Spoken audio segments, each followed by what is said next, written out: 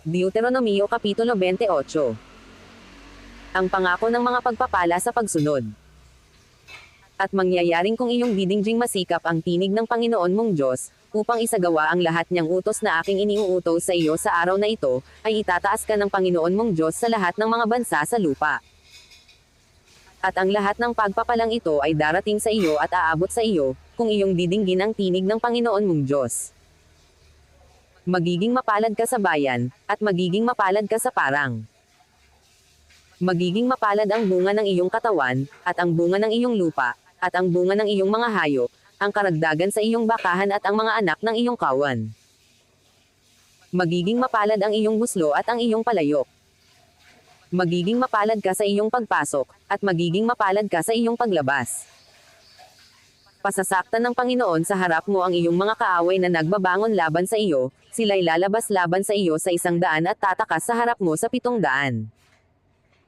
Igagawad sa iyo ng Panginoon ang kanyang pagpapala sa iyong mga kamalig, at sa lahat ng pagpatungan mo ng iyong kamay at pagpapalain kanya sa lupain na ibinibigay sa iyo ng Panginoon mong Diyos.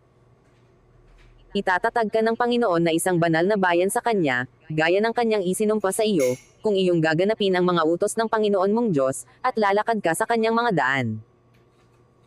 At makikita ng lahat ng mga bayan sa lupa, na ikaw ay tinawag sa pamamagitan ng pangalan ng Panginoon at sila'y matatakot sa iyo.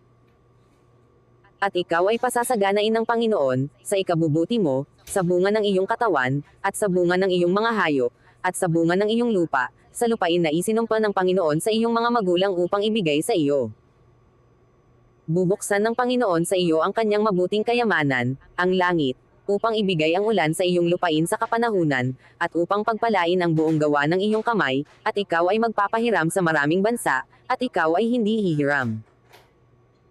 At gagawin ka ng Panginoon na ulo at hindi buntot, at ikaw ay magiging sa ibabaw lamang, at hindi ka mapapasailalim, kung iyong didinggin ang mga utos ng Panginoon mong Diyos, na aking iniuutos sa iyo sa araw na ito, na iyong sundin at gawin. At huwag kang lilihis sa anuman sa mga salita na aking iniuutos sa inyo sa araw na ito, sa kanan o sa kaliwa, upang sumunod sa ibang mga Diyos na paglilingkuran sila. Ang pangako ng sumpa para sa pagsuway. Ngunit mangyayari, na kung hindi mo didinggin ang tinig ng Panginoon mong Diyos, na isasagawa ang lahat ng kanyang mga utos at ang kanyang palatuntunan na aking iniuutos sa iyo sa araw na ito, na ang lahat ng sumpang ito ay darating sa iyo at aabot sa iyo. Susumpin ka sa bayan, at susumpin ka sa parang. Susumpin ang iyong buslo at ang iyong palayok. Susumpin ang bunga ng iyong katawan, at ang bunga ng iyong lupa, ang karagdagan ng iyong bakahan at ang mga anak ng iyong kawan. Susumpin ka sa iyong pagpasok, at susumpin ka sa iyong paglabas.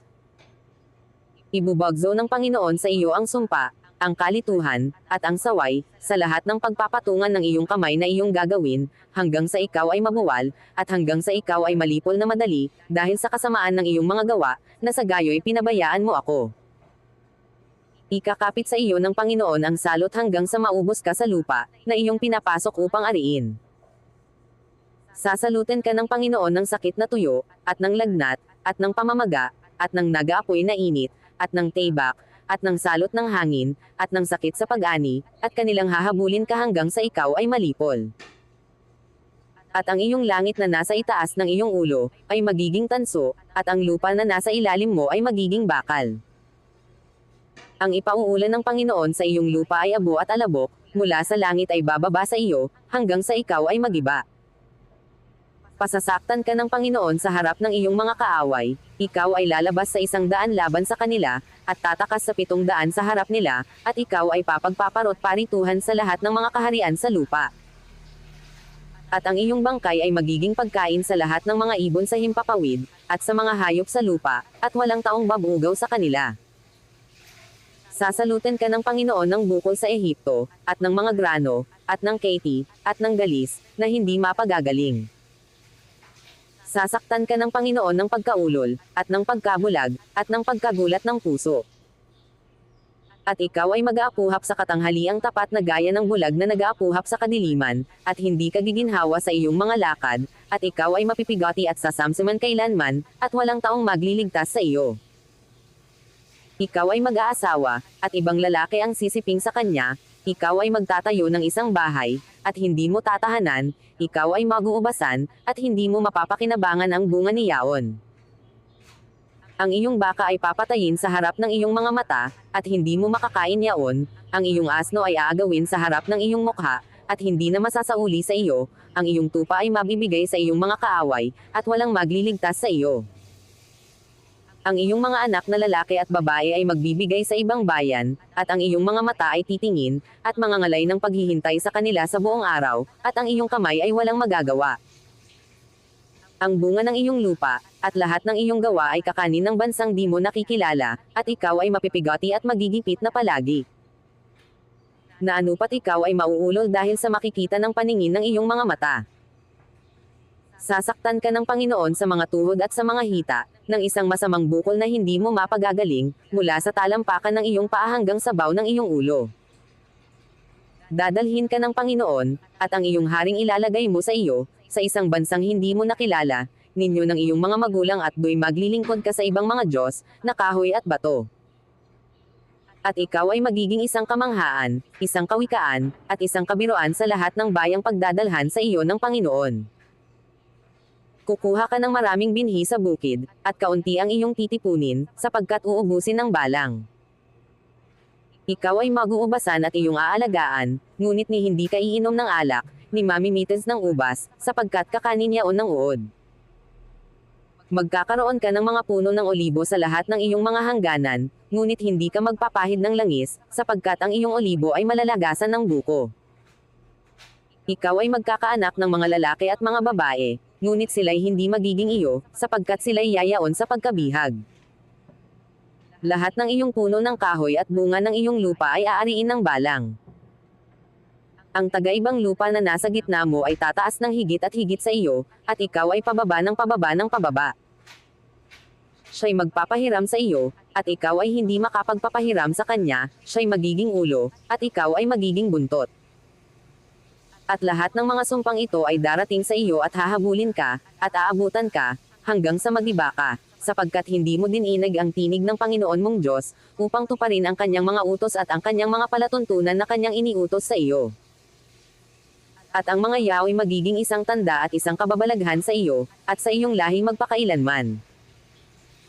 Sapagkat hindi ka naglingkod sa Panginoon mong Diyos na may kagalakan, at may kasayahan ng puso, dahil sa kasaganaan ng lahat ng mga bagay.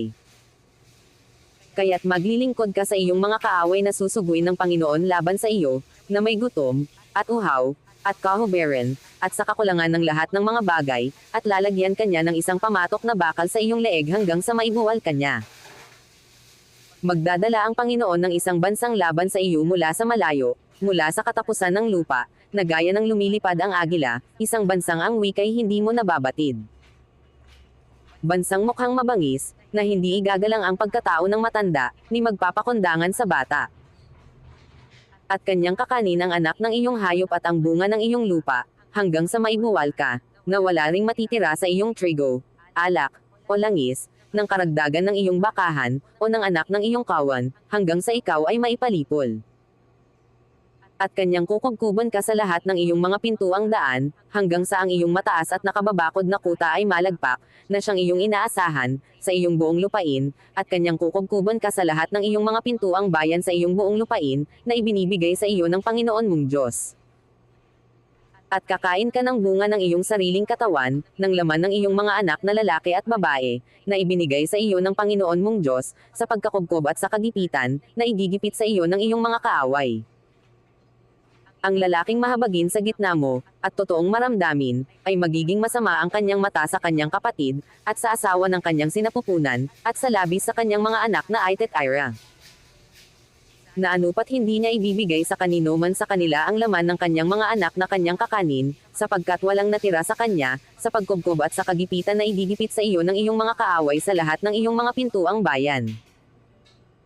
Ang mahabagin at maramdaming babae sa gitna mo, na hindi pa natitikmang itungtong ang talampakan ng kanyang paa sa lupa dahil sa kahinhinan at pagkamahabagin, ay magiging masama ang kanyang mata sa asawa ng kanyang sinapupunan, at sa kanyang anak na lalaki, at babae.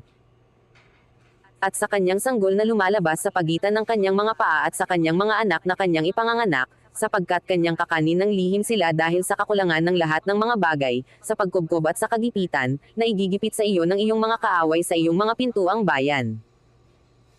Kung hindi mo isasagawa ang lahat ng mga salita ng kautosang ito na nasusulat sa aklat na ito, upang ikaw ay matakot dito sa maluwalhati at kakilakilabot na pangalang, ang Panginoon mong Diyos. Kung magkagayo'y gagawin ng Panginoon na kamangha-mangha ang salot sa iyo, at ang salot sa iyong binhi, malaking salot, at totoong malaon, at kakilakilabot na sakit, at totoong malaon. At kanyang pararatingin uli sa iyo ang lahat ng mga sakit sa Ehipto, na iyong kinatakutan at kakapit sa iyo. Bawat sakit din naman, at bawat salot, na hindi nasusulat sa aklat ng kautosang ito'y pararatingin nga sa iyo ng Panginoon, hanggang sa ikaw ay maibuwal. At kayo'y malalabing kaunti sa bilang, pagkatapos na kayo'y naging gaya ng mga bituin sa langit sa karamihan, sapagkat hindi ninyo dininig ang tinig ng Panginoon mong Diyos. At mangyayari, na kung paanong ang Panginoon ay nagagalak sa inyo na gawin kayong mabuti at paramihin kayo, ay gayon magagalak ang Panginoon sa inyo na ipalipol kayo, at ibuwal kayo, at kayo'y palalayasin sa lupa na inyong pinapasok upang ariin. At pangangalatin ka ng Panginoon sa lahat ng mga bayan, mula sa isang dulo ng lupa hanggang sa kabilang dulo ng lupa, at do'y maglilingkod ka sa ibang mga Diyos, na hindi mo nakilala, ninyo ng inyong mga magulang, sa makatuwid bagay sa mga Diyos na kahoy at bato. At sa gitna ng mga bansang ito ay hindi ka makakasumpong ng ginhawa, at mawawala ng kapahingahan ang talampakan ng iyong paa, kundi bibigyan ka ng Panginoon doon ng sikdo ng puso, at pangangalumata, at panglalambot ng kaluluwa. At ang iyong buhay ay mabibitin sa pag-aalinlangan sa harap mo, at ikaw ay matatakot gabit araw, at mawawalan ng katiwalaan ang iyong buhay. Sa kinaumagahay iyong sasabihin, kahimana worry ay gamabi na. At sa kinagabihay iyong sasabihin, kahimana worry ay umumaga na.